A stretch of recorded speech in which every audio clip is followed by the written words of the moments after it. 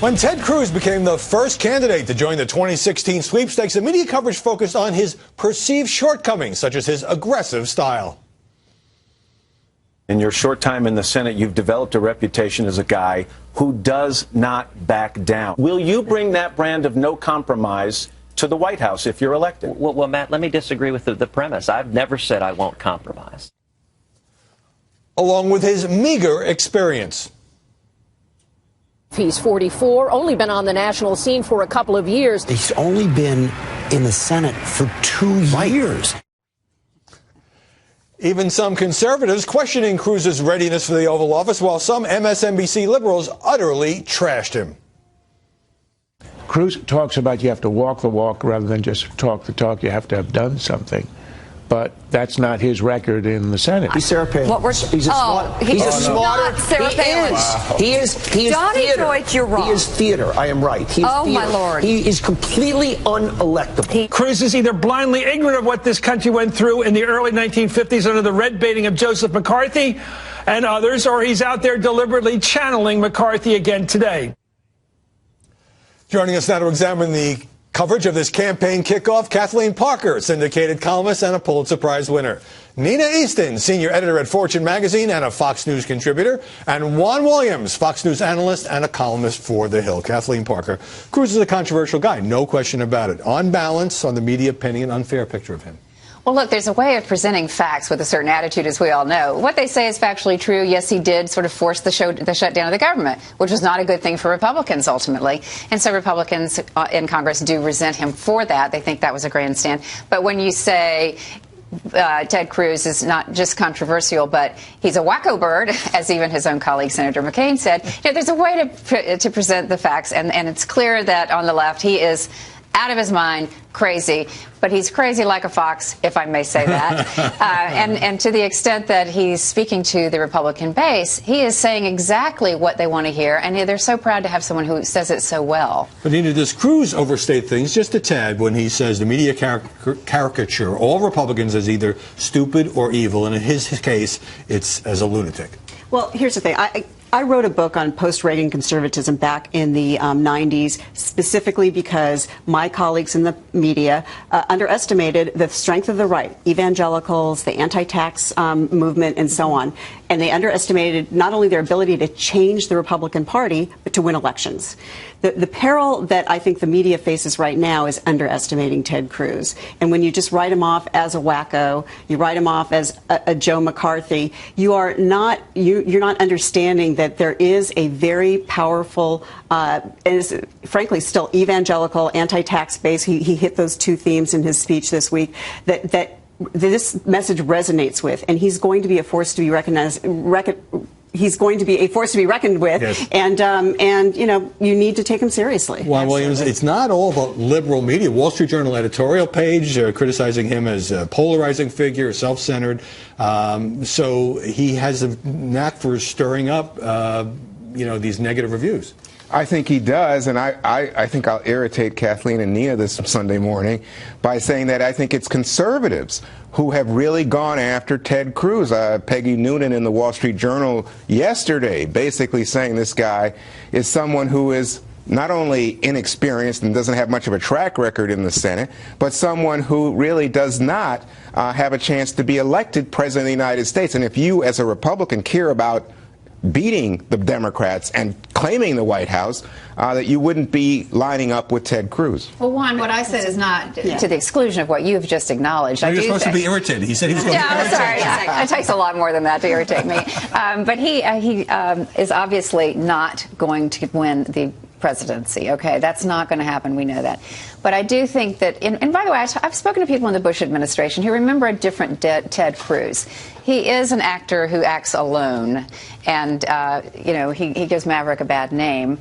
But he used to be much more moderate in his views and his own presentation. But he recognized the Tea Party power, and he latched onto that in the same way that Sarah Palin did. They do share that. So he came into Fox this week in New York. He had been bumped off some of the shows by the plane crash the morning after his big announcement at Liberty University, which was a tremendous media show, by the way, Howard. Yeah.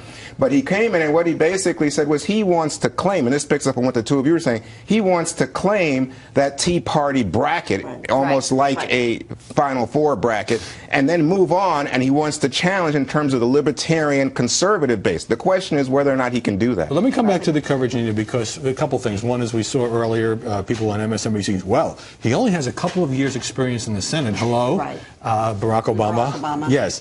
And what do you make of Chris Matthews going off? And this is not the first time he's done it on Cruz as a Joe McCarthy-like figure. Well, that's, you know, it's really, first of all, this is commentary. It is not straight news coverage. We should know. But is it fair commentary? But it's very, is it fair? It's not fair. It's very easy to demonize him. I think what is fair, I mean, he demonizes him by calling him Joe McCarthy. But what is fair coverage is to what you alluded to, which that he does represent the split in the party. He is part of the activist wing of the party. There's a strong part of the party now that wants to prove that they can govern, and he rubs them the wrong way. And I think that's fair game for coverage. It is true that a lot of his GOP colleagues here in Washington do not like him. That's not a smear. But the whole thing a couple of weeks ago where it's, oh, he frightened the 3-year-old girl because he gave a speech about the world being on fire, and her own mother said, no, the girl was fine. That, I think, played into a media narrative, one, that this is a kind of a scary figure. Without a doubt, and that was totally unfair. And I think, again, an attempt by media to demonize him in some way when they really didn't have any evidence. But it just shows you their bias, in my opinion. The other thing I would say about this is that a lot of people who get to know Ted Cruz are surprised at how intelligent he is and that his background, Harvard Law School, great debater, I mean, a champion debater, and even in personal meetings comes across, I must say, much better than he does when he's giving a speech, when I think, and remember, I'm not a fan, but I think he comes off a little bit as a used car salesman. But the thing is, if you demonize him, too, then you don't have to take him seriously. And I think, again, it goes back to, are you going to take this guy seriously, and are you going to take the base that he's speaking to seriously? And media demonization could well help him in a Republican primary. Let me run through some storylines about him quickly. Tell me fair or unfair. Nina, we'll start with you. He's uncompromising, as evidenced by his role, you know, in the 21-hour filibuster. I keep seeing the tape of him reading from Green Eggs and Ham, which was very funny. Fair or not fair? I think that's a fair characterization coming out of the government shutdown episode that he led, and that ultimately led to the Republican Party having its lowest ratings in modern history. Kathleen, he's a hypocrite because he spent 5 years criticizing Obamacare. Now he's and his family are going on Obamacare because his wife is temporarily giving up her job at Goldman Sachs. Well, I'm not actually sure that he is absolutely going on Obamacare. If you know that to be a fact, then I'll. Well, he has said he is going to get standard insurance through his Senate job, and that now includes going on one of the exchanges. It's what's there. I mean, he can go out on the free market as people do. But is that a cause to criticize him?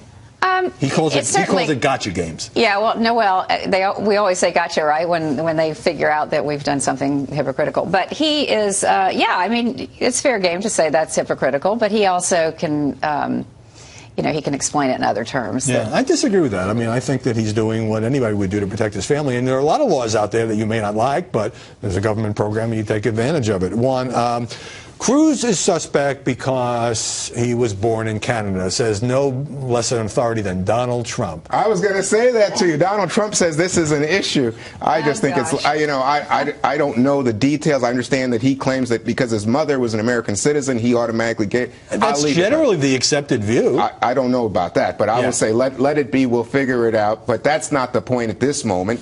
The man has announced he's running for president. Let's give him some respect. I might quickly add, I don't know that John Boehner and the House Republicans, who feel very threatened by him, are also happy. And again, that plays into this media narrative. His own people have trouble with him, the Republican Party, Republican leadership. Right, but he's not a guy who's running as an establishment candidate. And in fact, the ways in which he has ticked people off, including some of his colleagues on his side of the aisle, is part of what has attracted all this media attention. I mean, after all, the guy's only been in the Senate 2 years. I don't say that as disqualification. I say, look what a national figure he's become in that short time. And when he was, again, when he was getting criticism by a lot of us over the government shutdown episode, he was getting standing room only applause. people standing on their feet in Texas. I mean, he was building a movement. You're so right, and I think this speaks to the fact that the Washington media are really out of touch with real America. You know, the rest of the country has a completely different way of seeing things. And to those who feel like this Obama administration is characterized by government overreach and big government programs, if you've got someone like Ted Cruz, who, as you say, is a champion debater, who is really very, very smart, and who can articulate the opposite positions of Republicans and conservatives, they're delighted to have Ted Cruz. Washington media out of touch. That is a shocking charge to make at this table. All right, remember to send me a message on Twitter. We're going to read some later, at Howard Kurtz. You can follow me there. And use our email. I read them all. It's mediabuzz@foxnews.com.